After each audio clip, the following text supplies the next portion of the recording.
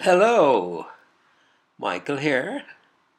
Looking again today at Psalms 37, specifically verse 31 through to 34 for the exposition.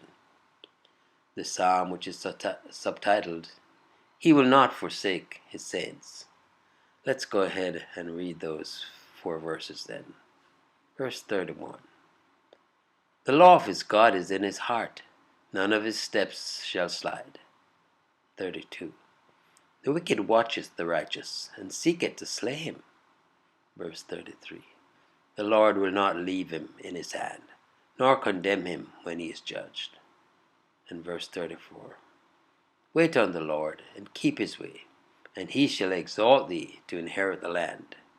When the wicked are cut off, thou shalt see it. And now we turn to the treasure of David for the exposition. Verse 34.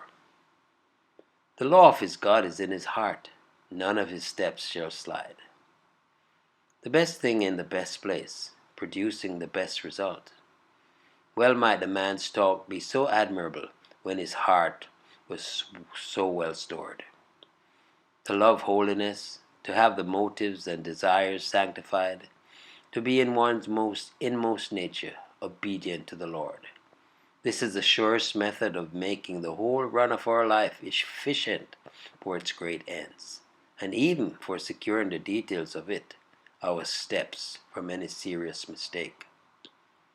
To keep the even tenor of one's way in such times as these is given only to those whose hearts are sound towards God, who can, as in the text, call God their God. Policy slips and trips, it twists and tacks, and after all is worsted in the long run, but sincerity plods on its plain pathway and reaches the goal. Verse 32. The wicked watcheth the righteous, and seeketh to slay him. If it were not for the laws of the land, we should soon see a massacre of the righteous. Jesus was watched by his enemies, who were thirsting for his blood. His disciples must not look for favor where their master found hatred and death. Verse 33. The Lord will not leave him in his hand.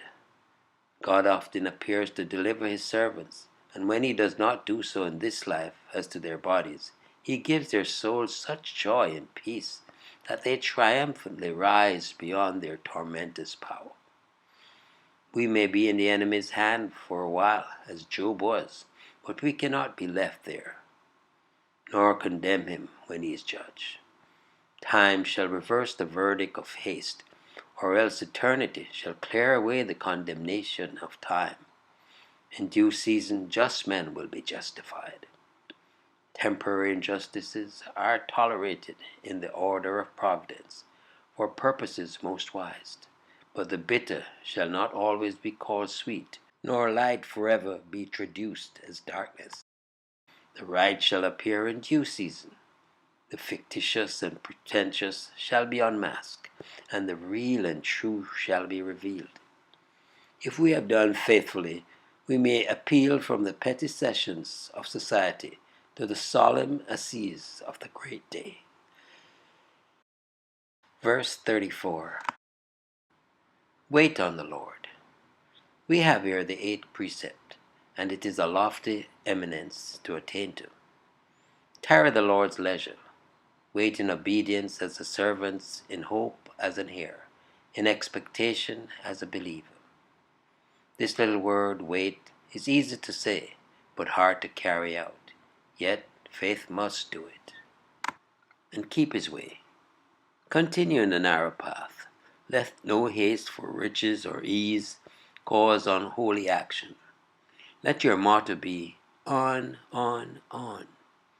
Never flag or dream of turning aside. He that endureth to the end, the same shall be saved.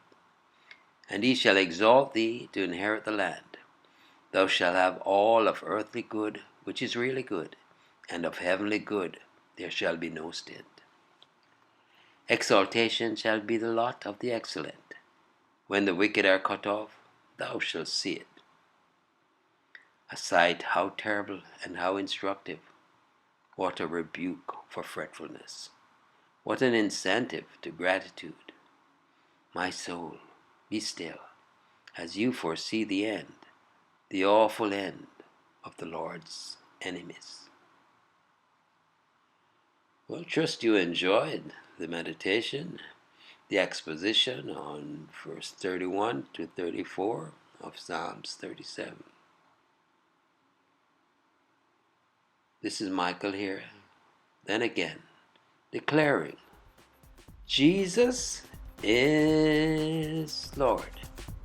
Until next time, be